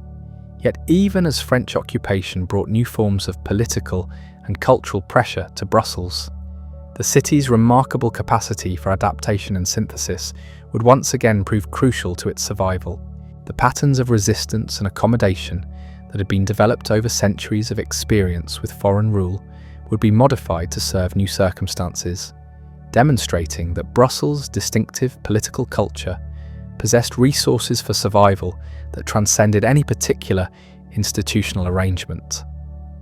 The transformation that French rule would bring to Brussels would be profound and lasting, but it would also reveal the underlying continuities that connected the city's revolutionary period to its longer historical development. The pragmatic flexibility that had allowed Brussels to prosper under Spanish and Austrian rule would prove equally valuable under French administration.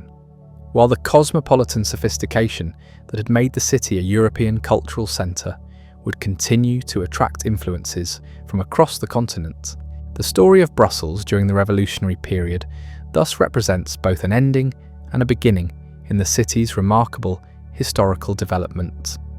The end of the old regime that had governed European politics for centuries created opportunities for new forms of political organisation, while also destroying traditional frameworks that had provided stability and continuity. The beginning of the modern period brought new challenges and possibilities that would test Brussels' capacity for adaptation in ways that would determine its role in the emerging European order. The French occupation that began in 1794 transformed Brussels in ways that even the most prescient observers could not have anticipated. When General Charles Dumouriez's forces first entered the city, many Brussels residents expected simply another change of masters, similar to the transitions they had experienced between Spanish and Austrian rule. Instead, they encountered a revolutionary administration determined to remake society according to principles that left no room for the traditional accommodations that had sustained Brussels through previous political upheavals. The Directory that governed France during these crucial years viewed Brussels not as a conquered territory to be administered, but as raw material to be reshaped according to revolutionary ideology.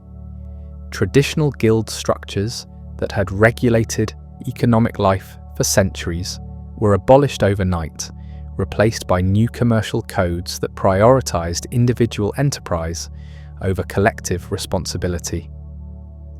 Religious institutions that had provided essential social services found their properties confiscated and their activities restricted to purely spiritual functions. Legal systems that had evolved over generations to balance imperial authority with local custom were swept away in favor of uniform codes that applied identical principles throughout French-controlled territories. The response of Brussels society to these radical changes revealed both the depth of attachment to traditional institutions and the remarkable adaptability that had characterized the city throughout its history. Merchants who had prospered under guild protections discovered new opportunities in deregulated markets, while simultaneously mourning the loss of social networks that had sustained their families for generations. Craftsmen who had been excluded from traditional hierarchies found themselves liberated to pursue economic advancement, while also confronting unprecedented insecurity in markets that no longer guaranteed stable prices or reliable customers. Women experienced particularly complex consequences from French revolutionary policies that proclaimed universal equality while maintaining practical restrictions on female participation in public life. The economic disruptions that accompanied political transformation created new opportunities for women to assume leadership roles in businesses and community organizations. Yet French legal codes actually reduced many rights that women had enjoyed under traditional Low Countries customs. Religious communities that had provided alternative paths for female achievement found their activities severely curtailed, forcing women who had previously found purpose in spiritual service to seek new outlets for their talents and ambitions. The educational revolution that French authorities implemented in Brussels reflected their determination to create entirely new forms of political consciousness among the population. Schools that had traditionally emphasized classical learning and religious instruction were reorganized to promote rational inquiry and civic responsibility. The University of Louvain found itself at the center of efforts to develop curricula that could prepare students for citizenship in a democratic republic while maintaining academic standards that preserved the institution's scholarly reputation. Yet these educational reforms also eliminated many traditional subjects and teaching methods that had connected Brussels students to their cultural heritage. The economic transformation that accompanied French rule proved both liberating and destabilizing for Brussels commerce.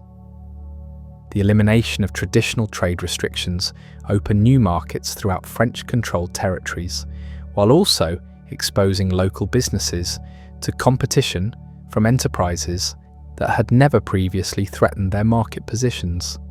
The introduction of French currency and commercial law simplified transactions across national boundaries, while also disrupting financial relationships that had been built on different legal and monetary foundations. The architectural projects undertaken during French occupation reflected the revolutionary government's determination to create physical environments that would reinforce new political values. Public buildings constructed or renovated during this period emphasized classical republican themes rather than monarchical grandeur or religious authority. Churches were converted to secular purposes that served revolutionary ideology, while new civic structures proclaimed the triumph of reason over tradition. Private construction adapted to French building codes, while often incorporating subtle elements that preserved connections to local architectural traditions. The cultural life that emerged under French rule demonstrated Brussels' continuing capacity to synthesize different influences while maintaining its distinctive character. Musical performances and theatrical presentations celebrated revolutionary themes while incorporating elements of traditional Flemish and Walloon folk culture. Literary societies that had previously focused on classical texts now explored contemporary French philosophy and political theory, yet they did so in ways that connected universal principles to local experiences and concerns. Artistic patronage shifted from religious and aristocratic themes to secular subjects that explored human potential and social progress. The administrative system that French authorities established in Brussels created new forms of governmental efficiency, while also eliminating many traditional mechanisms for local participation in political decisions. Professional bureaucracies that served revolutionary rather than imperial purposes brought expertise and systematic procedures to public administration. Yet they also reduced opportunities for the kind of negotiation and accommodation that had characterized previous forms of governance. Legal reforms that eliminated aristocratic privileges and ecclesiastical exemptions created more equitable treatment under law, while also destroying customary protections that had served essential social functions. The religious settlement that emerged from French occupation represented one of the most dramatic departures from Brussels' traditional culture. The Catholic Church, which had maintained its dominant position through centuries of political change, found itself reduced to a purely private institution, with no official role in education, social welfare, or public ceremony. Priests who had served not only spiritual, but also administrative and cultural functions were forced to choose between loyalty to their religious calling and accommodation to revolutionary authority. Religious communities that had provided essential services for centuries were dissolved, leaving gaps in social welfare systems that secular institutions struggled to fill. The international connections that had always been crucial to Brussels' prosperity were simultaneously expanded and constrained by French rule. The city gained access to French colonial markets and European territories controlled by revolutionary armies, creating opportunities for commercial expansion that had been impossible under previous political arrangements. Yet these new connections came at the cost of traditional relationships with German, English, and Dutch trading partners who were now enemies of the French Republic. The result was a reorientation of Brussels' economy toward French interests that increased both opportunities and vulnerabilities. The military dimension of French occupation created challenges that Brussels had never previously experienced. Unlike earlier foreign rulers who had maintained relatively small garrison forces, French authorities established Brussels as a major military centre that supported campaigns throughout northern Europe. The city found itself hosting thousands of soldiers whose needs placed enormous strains on local resources, while also providing opportunities for businesses that could serve military requirements. The constant military activity transformed the rhythm of urban life, while also exposing Brussels residents to revolutionary ideas and practices that soldiers brought from across the French Empire. The social transformations that accompanied French rule revealed how deeply revolutionary principles had penetrated traditional hierarchies throughout Brussels society. Apprentices who had been excluded from guild decision-making now found themselves eligible for political participation as citizens of the French Republic. Domestic servants who had been considered part of their employers' households gained legal recognition as independent individuals with rights and responsibilities under revolutionary law. Religious minorities who had been tolerated but marginalized under traditional systems found themselves enjoying equality before secular law while losing the communal protections that had previously sustained their distinctive identities. The intellectual life that flourished under French rule demonstrated the complex relationship between revolutionary ideology and local cultural traditions. Scholars who had previously focused on theological or classical subjects now explored natural philosophy and political economy, yet they did so in ways that preserved connections to intellectual traditions that had sustained Brussels scholarship for centuries. Scientific inquiry that had been constrained by religious authority found new opportunities for development, while also confronting ideological pressures that demanded practical applications serving revolutionary goals. The technological innovations that French rule brought to Brussels reflected the revolutionary government's commitment to applying rational principles to practical problems. New manufacturing techniques that had been developed in French workshops were introduced to local craftsmen, increasing productivity while also disrupting traditional methods that had been passed down through generations. Transportation improvements that connected Brussels more efficiently to other French territories facilitated commerce while also making the city more vulnerable to external economic fluctuations and political pressures. The demographic changes that occurred during French occupation revealed the continuing appeal of Brussels as a centre for ambitious individuals seeking opportunities for advancement. The elimination of traditional restrictions on movement and employment attracted migrants from across French-controlled territories, while political refugees from areas still under monarchical rule sought sanctuary in a city that had become identified with revolutionary principles. Yet this population growth also created tensions between established residents and newcomers who brought different expectations about social relationships and political participation. From a small collection of huts on a marshy island to the beating heart of European governance, Brussels has demonstrated an almost supernatural ability to absorb conquest, accommodate empire, and emerge stronger from each transformation. Through Spanish dominion, Austrian Enlightenment, French Revolution, and countless other upheavals, this remarkable city has never merely survived, but has consistently reinvented itself while preserving its essential character. Today, as millions of Europeans look to Brussels for leadership and direction, we see the ultimate vindication of a uniquely pragmatic approach to power that values adaptation over ideology, synthesis over separation, and practical wisdom over grand gestures. The marsh settlement that began as Bruxelles has become something its medieval founders could never have imagined yet, something that perfectly embodies the spirit of accommodation and resilience they established over a millennium ago.